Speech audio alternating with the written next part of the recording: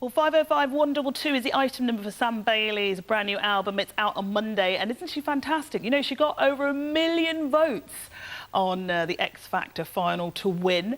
And she came in earlier in the studio and she caught up with our fantastic Jackie Kabler. Here she is.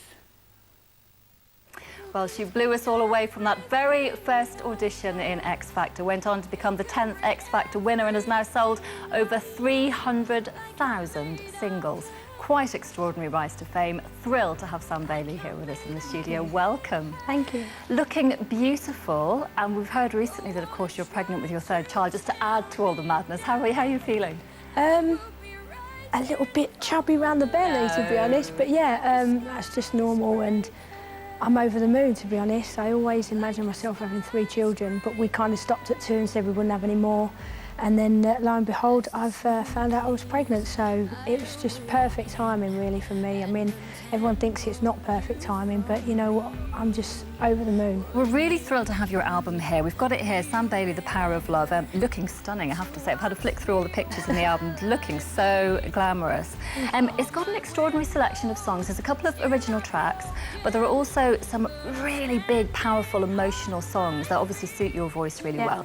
And you've chosen them all for particular reasons, haven't you? Yeah, some of the songs on the album are really close to my heart, like Superwoman, Karen White was the first song I ever sang in front of anyone.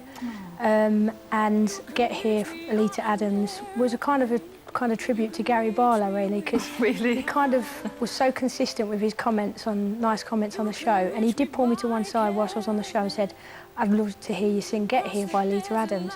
So I thought, no one's done that song. It would be such an amazing song to bring back. It kind of stands the test of time. And there's another song called Lord, Is It Mine? That's the tribute to your dad. Yeah. I was reading it. That's very moving, actually. I must get you to tell that story, because it's from Breakfast in America, the big Supertramp album, and it means a lot because of your father. Just tell us about that. I was brought up listening to Supertramp. The last time I took my dad out anywhere before he passed away, I took him to the Royal Albert Hall to see Supertramp in concert. He was in a wheelchair at the time because he'd damaged his leg, and it was played at my dad's funeral, and the song is just so beautiful. And as soon as they said to me, you know, what song would you like to do, that was the first thing that came in my head, and they loved the idea.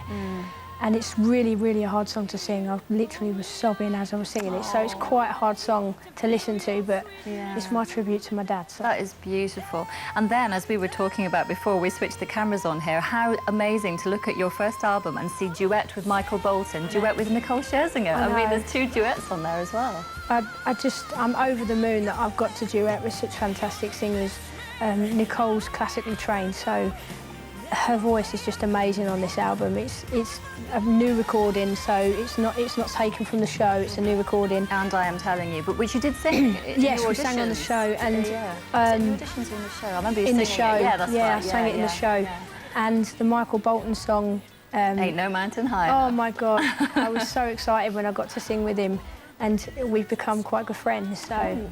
You know, I bet that's something you never thought you'd be saying 2 years ago. No, I used to listen to his music in the back of the van on the way to gigs when I was in a band, and, you know, here I am, you know, singing with him and getting texts from him, and it's like, this is just unbelievable, and I'm so pleased. Changed so much. It's called The Power of Love, and of course The Power of Love is on there. I mean, From This Moment On, which I know you're singing here for us, which is a stunning track as well.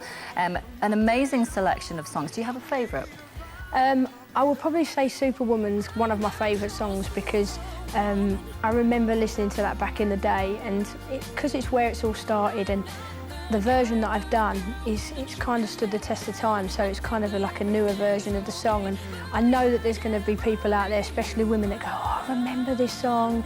So it's kind of a nostalgic song for me, so I would say probably that's my favourite. It's my husband's favourite as well. Wow, OK. It must be quite difficult to choose. Of course, outside the album, you've been doing so many other things. You're supposed to be Beyonce. The fact that I went out there and done it, and I was on the stage, and like all the audience, I was going, don't worry, I'll only be 5 minutes and you can have your main attraction. And I think because they loved that about me, and I went out there and just was myself throughout the whole thing, I literally got the most rapturous round of applause, and I was so pleased how I went on. And then I got to watch her afterwards, so it was amazing. It was really good. And I don't think you certainly don't seem to have changed at all. I think that's why people did love you all the way through X Factor, because you were just yourself. You were Sam. Yeah. You were just doing your thing that you loved, and that's why everyone loves you. And that's why I'm sure this is going to be a massive, massive success.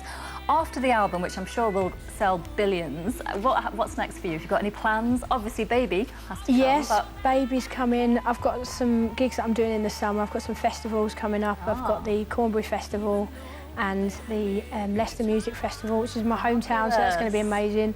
And I've got some stuff coming up over the Christmas period, but I've got my tour as well, so I've got to get my teeth into that. So I'm really looking forward to doing something with my own tour and making it big.